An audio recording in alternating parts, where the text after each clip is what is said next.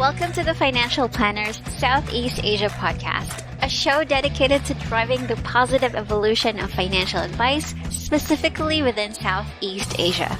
To join a global community of financial advisors sharing and learning with one another to drive the positive evolution of financial advice, head to xyadvisor.com.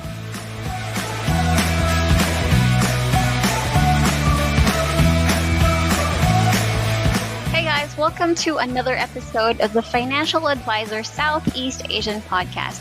Gwen here, and today I'm with a licensed financial planner who specializes in customizing personal financial portfolios based on her clients' existing and targeted goals. Please help me welcome Celine Khor. Hi Celine, welcome to the podcast.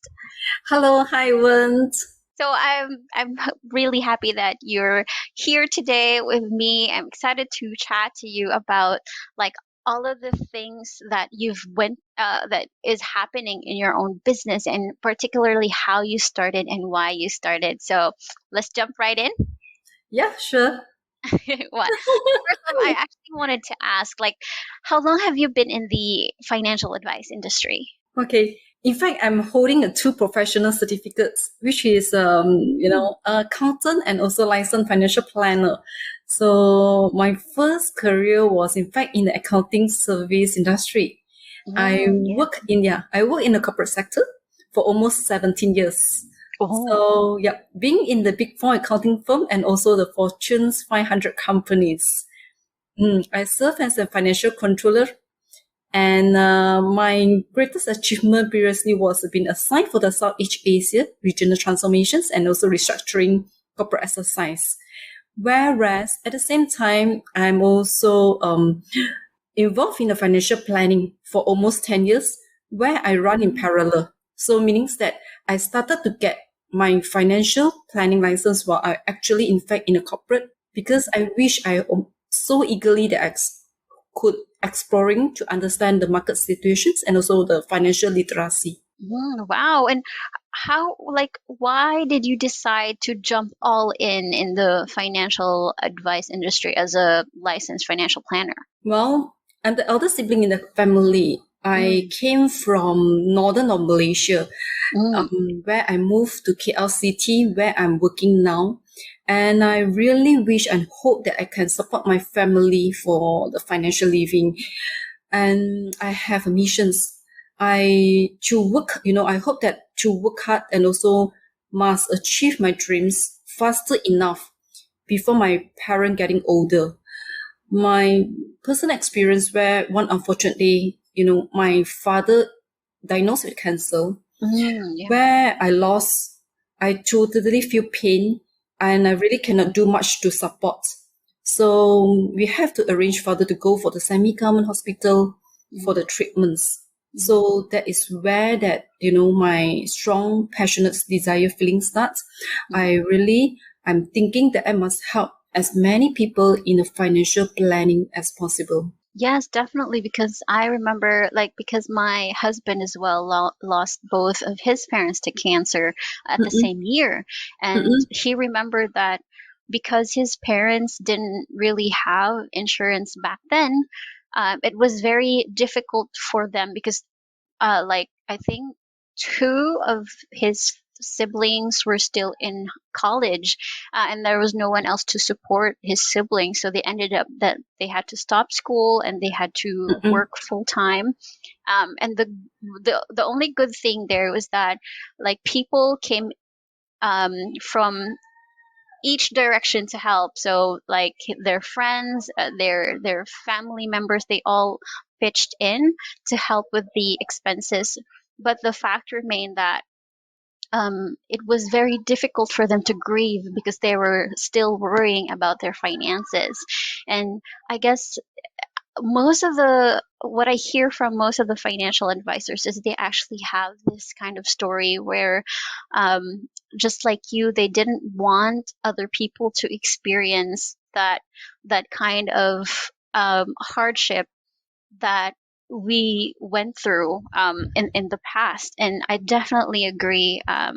It's a really good cause to help other people. And so now, fast forward, you've helped so many of your clients with their financial goals. But as I mentioned earlier, you are helping both personal and, or no, I mean, private and business clients. So, what made you decide to like target on both of these client base instead of just picking business? Because you mentioned that you're handling business clients as well, right? Aside from the personal ones, what's the difference between the two in terms of how you approach the financial advice? Cool. In fact, it's I would say it's really thanks for my previous past experience in my accounting. So at this moment, what I do is that I providing an added value service to my client, because for the financial, in fact, is handling also taking care for both sides. So most of my client, they are in fact they are entrepreneurs. So they do running for their business as well. So for the business, I can advise them in terms for their financial, for their accounts, how is it, whether is it healthy, whether they're facing any of the cash flow situations. Because this pandemic, corporate, they really need, sustainability business. So they need a good cash flow. And Yeah. in terms for their personal, so personal, they need to plan their financial well as well. So in fact, both of this is actually interrelated, because those are their directors, they withdrawn the salary also coming from company. So from there, I can plan for their personal in terms of their goals, whereby for their educations, for their asset management, or even for their retirement planning, this is running as a both sides as well. Oh, that's really awesome. And so you are handling your clients like overall financial health. So do you have like a set of program for them to get into, or is this an ongoing advice? Yeah, this is his ongoing advice. So it depends on my client interests. So basically, like I would say, I have a different category of my client. Like for those, they are working group. Definitely, I would say their employment. Employment, yes, I can plan for their target. What is their targets? Usually are those of the millennium is more easier. So because they are the people that they fresh grad, they don't have a directions, they don't know what to do, they don't know how to manage their financial. So this is where I started to tell them to define with your goal. What do you want to achieve? So this is where I started to help them to create their financial planning in terms for their saving plan. And then, yeah, for those for entrepreneurs basically they are more concerns. They will, put, I would say, most of their money in their company, or Yeah. even they will seek for their loan, this and that, or maybe get some support. So basically their mindset, they will preferably put 100% their money in the company. So we need to tell them what is the difference, how you need to work well. In terms of the company, you really need to think on what is the good or best approach for the business model. How is it you should be running to run for your business in terms for your employer, as employee, for your people, and then to provide them with the good training approach, the cultures, and then how does it work well so that you have more revenue generations. So from here, they have a better in terms of their cash flow. So at the same time, they are really, really transparent. They are very good at telling me, share with me what is their salary skill, how much they've been paid, and whether they receive dividends. So from here, I know their family background and whether they are one person as a director or they are even as a couple. So I know their financial, I would say, their living as well, financial expenditure. So this is where that, I plan for them, customize for them, what is their directions, how to achieve their goal. All right, that's awesome. And but I'm curious about this because you mentioned that for entrepreneurs, they're more transparent with with where their money is going or where it's coming from. But I do notice that there are personal or private clients that don't really like to disclose much of their expenses, like some of where the money is coming in and how it's going out. How do you penetrate that like inhibition to share about how their money flows when they're not very keen to share at the beginning?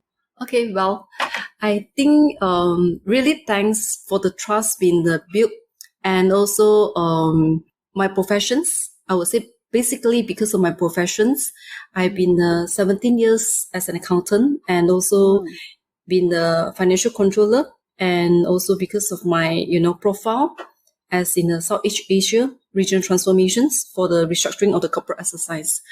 And I noticed a lot of entrepreneurs, honestly, they tell me they really don't know how to manage their finance. And this is where, how is it that when we speak, definitely is a one-to-one approach. So basically, one-to-one approach, it does help a lot. So I do that with a different manners. I would say, if I do the sharing through the seminar, then I will provide like a literacy, financial literacy knowledge. I share with them how and what to do, And whereas if the one-to-one approach, definitely most of my clients, they're willing to share where is their finance stance, how they spend their money, and then how much how much do they have, and where do they invest their money. So this is where they'll share with me. All right, that's good because I do know like some financial advisors have had a hard time like getting the nitty-gritty details of their clients' financial history because some of them are not very open with with their financial advisor. So I guess it's just that you really have to build that trust, and in your case, you've already built your credibility as a financial advisor, so it's easier for your clients to trust you and open up to you, right? And well, another thing is that you mentioned that you're also most of your clients or some of your clients are businesses and entrepreneurs, and I know that a lot of financial advisors that are out there, especially those who are starting out, but would like to branch out and have clients such as these, like the ones from businesses and entrepreneurs. How are you able to attract those kinds of clients? Okay, first, we as a licensed financial planner, we need to take a proactive approach. So, in fact, I'm quite active. I'm join some of the seminar. I invest myself constantly in the learning. I will say by attending different courses, and I learn together with them. I join with them, and then we involve like those of the classes like 2 days, 3 days. So we work as a team, and then this is where that we get to know each other's. And definitely, it doesn't mean that maybe one time or two times you get to know, you gain the trust. So people like you need time, so that people can understanding you, and you also understand them what they are doing. Then try to assist them, to help them to solve their problem, to give them our professional advice. So this is slowly, it takes times. So this is where that we slowly to build our relationship, we build our trust, and this is where we started. Yeah. All right. So you started with like networking with your like with a prospective client, and then you build that a strong professional relationship with them so that they will be able to see you how you work as a financial advisor, and that's really great. So I understand that it really takes a while and you have to be patient when building these kinds of networks, because it's important to gain someone's trust, especially for entrepreneurs, right? Like I know that like most, if not all of them, are really want to look for a person that they can trust for their finances, because that is their business. And as you mentioned earlier, like most of them, like a lot, or like a big chunk of their finances are geared towards their business. So it's very important for them to get to work with somebody that they completely trust, right? Yes, that's true. Mm. But and so in this case, like, how are you acquiring new clients now? Do you still do marketing, or I know that for some people they just rely on referrals. So which would you prefer, or which do you get the most of your clients now, especially the pandemic? Okay. Oh, this pandemic. Okay. During this time or this period, in fact, I started to share I would say, my expertise, my knowledge, and then I provide them with the value added service. I share with them, like last year, I make a phone call with them, Then, whereas this year, I think basically I spend most of my time for the Zoom meeting. We schedule one-to-one meeting, and then, yeah. In fact, I'm using my existing friends. I would say my friends, my approach. So those are friends that we get to know, and we've been get along. So this is where I started, and this is where I start involving, and we speak to each others. So this is, yeah.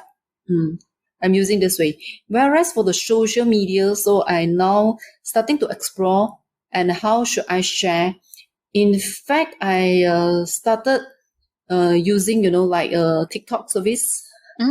So yeah, I shared with them. So basically, maybe for next approach could be using a Facebook marketing. So yeah, to provide them with some of the financial knowledge. Yep.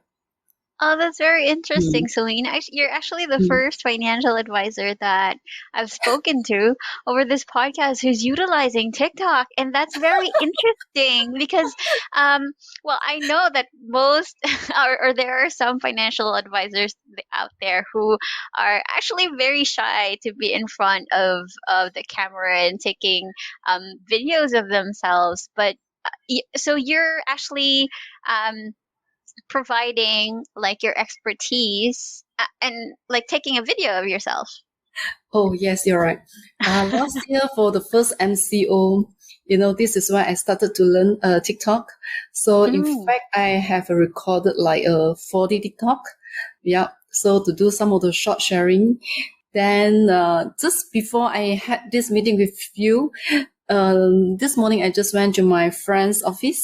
So we just do some of the video recording. So we do some of the approach like interactions. So I'm trying to do a different approach of the manner and see how, we can share this experience, this manner with, like 90s and, 2000, the millennium people, they are young, so they love TikTok so much. So now we also have to take a different approach, adapt to the markets as well. Oh, that's very interesting because like I actually would love to try TikTok. I don't have an account yet. Oh, I okay. can't figure it out. Yeah, so I can't figure it out, but I know that it's it's a booming social media, and you're right. You like, if a financial advisor wants to, get ahead and like be in the minds of especially millennials, it's very important to learn about TikTok in particular, because I think it's the app that everyone goes to right now for entertainment, especially during the pandemic. And so that's very interesting. Like, how do you like? What is the format of your the videos that you do? Is it like just because I've seen some of these TikTok videos, like they're just doing some actions and there's just captions of what they want to relay the message. But there are also some who, I don't know, like dub, like it's not their voice, but I don't know. I can I can't Yes, figure it out. So I can how truly do you like? understand. How do you approach it right now? I can truly understand how's the situation, how you're feeling. That's where I'm in as well, That's true. TikTok is for those of people you don't know how and what to do. You must first step to involve yourself in, you have to try and error. So in fact, like, I've been Mm. did that, for 40 short video clips already. So this is where, I do that video clip. It was like talking, like sharing. I just speaking in Mm. France, and I just talk. So this is where it's like talking to myself, but I don't Yeah. know whether people like it or not. So we can really see the response. But in fact, I can share honestly, financial is not the people's first choice or even that they could be picked. But my passions, I did many, many things like for sharing, this is a TikTok I did for for sharing. It's just like knowledge sharing. So now Mm. I try, I'm trying the another approach by acting, but with my friends. That's why I went to my friend Mm. office, we work together, the video clip, like interactions, like an Mm. actor and actress, what facing, what is Yeah. the problem that you're facing? How can I help you? That kind of thing. So this is why now I trying to transition to using that different manner of this approach. So this is the TikTok that where I'm involving. So last year I also do a YouTube sharing, but YouTube I Mm. do a different approach. YouTube is that I visit my friends, office, meaning that Mm. I interview the corporate. I interview my friends, those they are entrepreneurs. That can be they're doing the Mm. business, that can be they're in the charity, they can be in the Mm. beautician's line, different industry. So I interview them. What are you doing? What is the financial we can help you as well. So this is I do different approach. Mm, all right, and that's awesome. And I hope that the people who are listening to this right now would be able to um, take your lead on this and try to share what they know in TikTok as well, because I know that it's going to be very helpful, especially for the young adults who really love to watch TikTok. At least there's some content in the TikTok interwebs out there that are very helpful.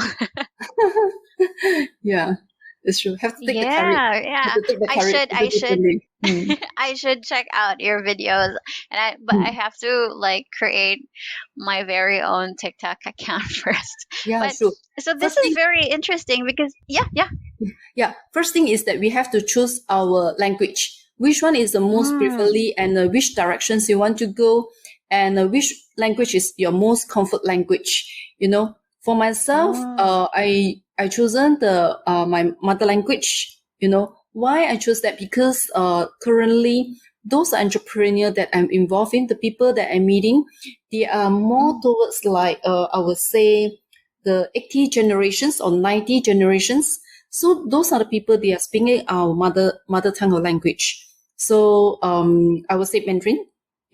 So this is where that mm. I using this language to have my first approach close to them. But it Oh, I depends. see. So I do have my friends because they are in the business sector. Their targeted audience, they are looking for Malay, because Malaysia, we have a majority, they are Malay. So they're speaking in Malay as well. So it depends Mm. which one you prefer. Mm. Oh, yeah, because you guys are also multilingual because Yes, of the different exactly. cultures. Awesome. Yeah, and I think that's a really good strategy as well to niche into like a particular language. Because I remember there was I actually started a YouTube channel Mm-mm, I think last year. It was last mm-mm, year. And I was wondering if I should start it in English or if I should start it in my mother tongue because mm-mm, I'm actually not very good with speaking in my mother tongue, mm-mm, unfortunately. But so I tried like making a video in English and I also tried making a video in my mother tongue. And so mm-mm, there was one comment in actually there was a few who commented on my mother tongue videos that they mentioned that it's really helpful that they get to see more YouTubers providing financial advice, at least general financial advice in their mother tongue, because it's easier for some people to understand That's the true. concepts, yeah, when it's in their mother tongue. So that actually really encouraged me. And so that's a really good strategy, because you know that um, the people who you actually want to help and maybe want to be your client in the future are actually looking at and listening or watching your videos, because it's very digestible, Mm-mm. right? Mm. But Yep. I wonder now, so now that it's the new normal, right? So there's still like, we don't see any change in how things are going anytime soon. How are you adjusting to the work from home process? Because, like, I know that there are news that this is going to be what's the setup for years and years to come. Like, it's going to be a hybrid of working from the office and working from home. So I'm wondering, Celine, if you've aced that part of the new normal, being able to work from home quite efficiently. Oh, yes. In fact, I believe that, last year it was our first pandemic for the MCO one. So that time is quite difficult to adapt because we used to go out frequently and meeting client, and we spend a lot of time, in the office and also in the cafe as well. Yeah. So the sudden change for my first week, I couldn't really adapt to it. Then yeah, then slowly, I believe that, for even this round, Malaysia now is the MCO4. So now basically it make my time fully occupied, for like this 1 month. And what I do is that schedule meeting with my friends, then we also have a lot of planning to do.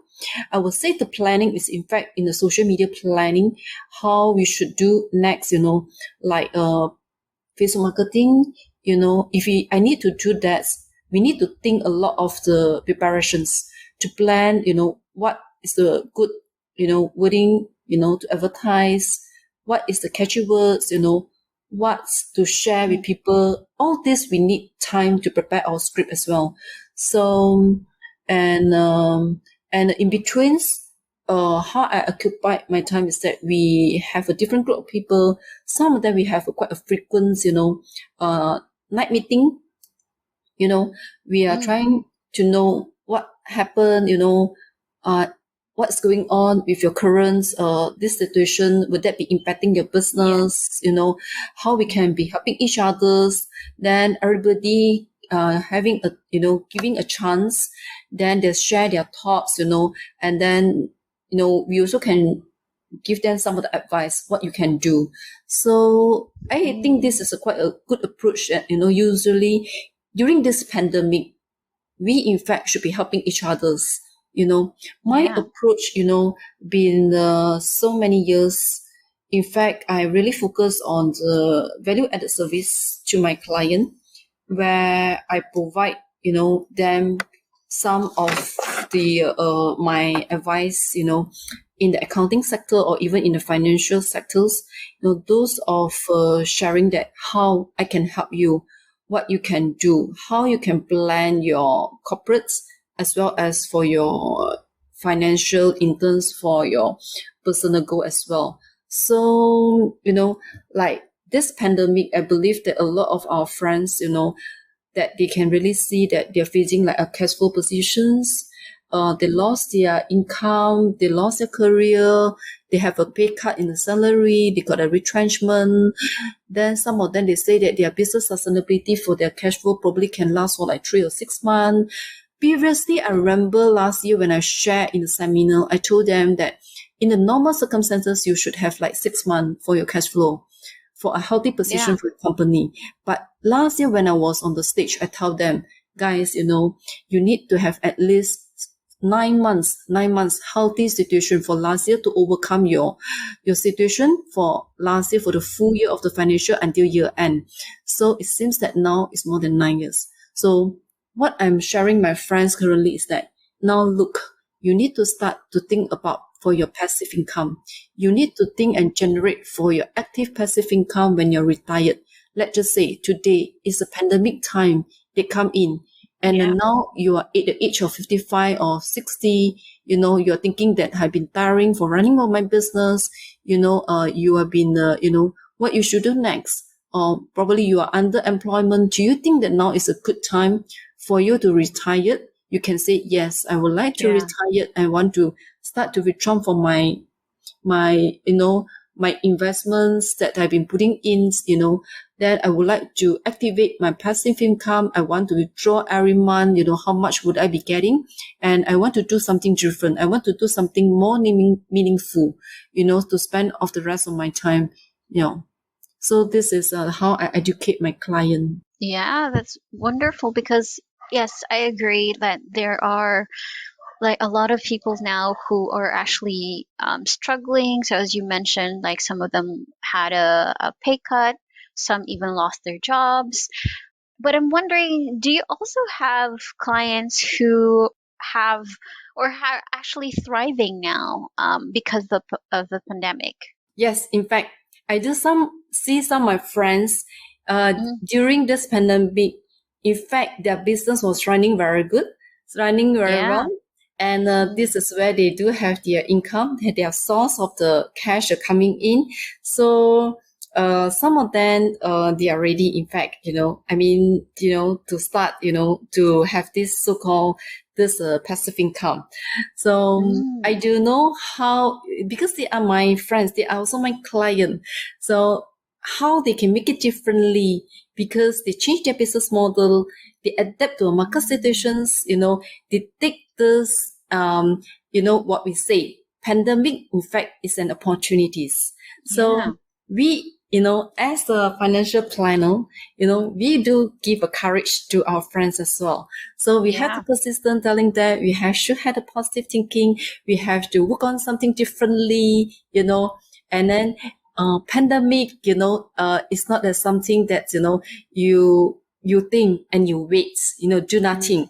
In fact, we should strategize, we have to do what we should restructure, what we should transform for a better. So people will think different approach, So we take the lead, while people are waiting, then we should do something different. We should go beyond.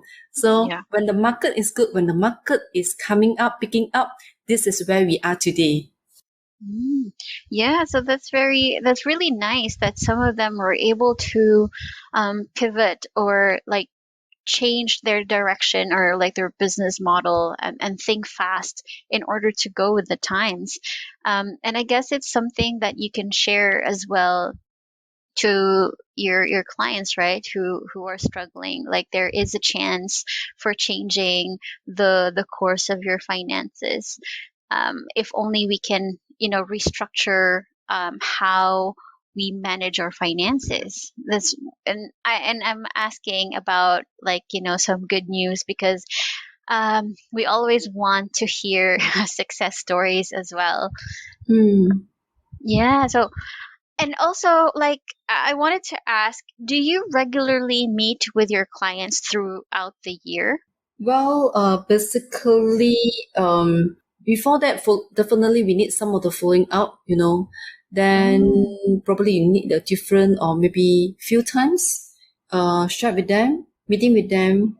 Then once they become our client, I'll give them updates in betweens, and then I'll meet them at least twice a year. Oh, At that's least, good. like, So how like so you guys have a set of plan in place, and then what you do on succeeding like meetings or meetups is just to um follow up with them if how they're doing with the plan. yes. All right, that's wonderful. So, but do some of your clients actually ask for more appointments with you throughout the year? Oh, sure, definitely. In fact, I don't fix like maybe we need to meet like one time or two times, I'm quite, I would say, flexible. because my client, they are coming from a different region, so different states. I need to, accommodate for their time as well. So we're respecting each other's, we give each other's a priority. So if I travel to their area or their cities, for sure, I will give them an advance notice that I'll be there. Are you keen or are you free to meet up?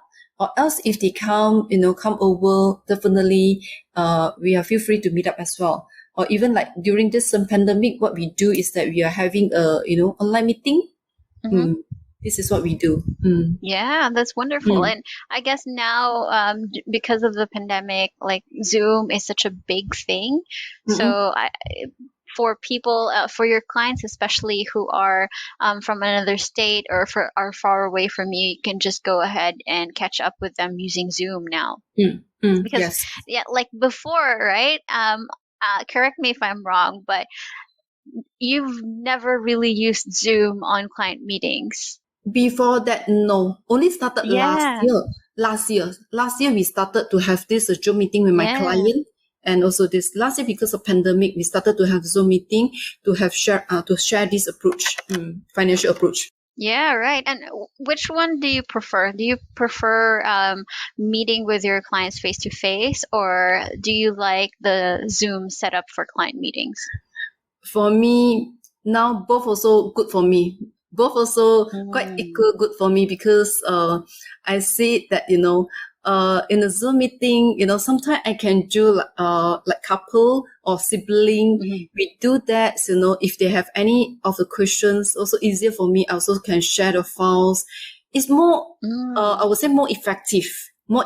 Yeah. So once done's ready, then our next meeting, then we schedule that, okay, let's just say that when our MCO is lift out, then we already quickly schedule a meeting for meeting out, and then we already get the document signed.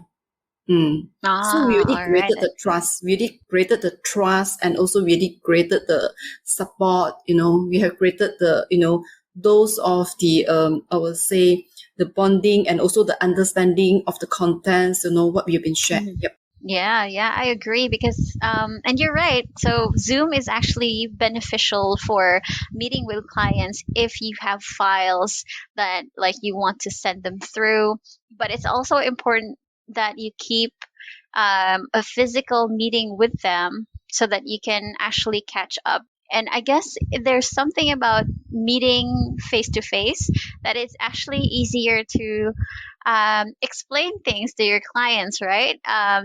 Than in Zoom meetings, and you also get to feel how your clients are feeling because you're able to see them. Yeah, yes, right. Exactly. You also can see their reactions, Yeah. So how they are, and it builds that relationship further with your client. So yes, I think I agree now, because before I thought like, hey, Zoom is really working well, and I know some of the financial advisors that I've talked to actually prefer doing Zoom calls because it saves them time on the commute.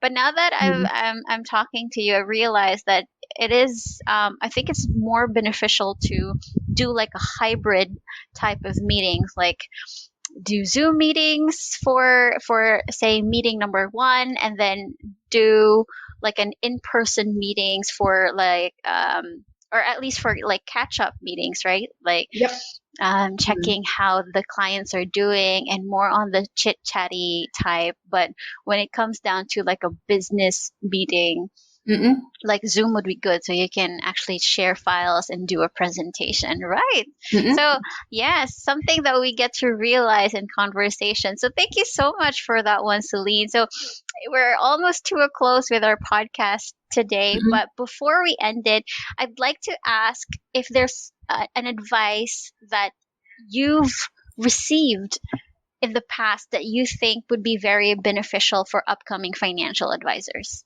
My thought is, the advice that I'm going to give is that believe in yourself, deliver with values creation service to the customer. We have to be patient, Together, we as a licensed financial planner throughout this Southeast Asia platform. I sincerely hope that we can really make it happen to change the world, have more people awareness and also realizing their dreams in their financial planning. All right. Yes, definitely. And I hope that more and more financial advisors are keen to get that purpose for or the mission in life as financial advisors. So thank you so much, Celine, for coming onto the show. I really loved chatting with you today. Most welcome. It's my honor. I'm really so thankful, for your invitations. I'm so happy. Wonderful. Thanks so much. Have a good one, Celine. Have a good day. Thank you.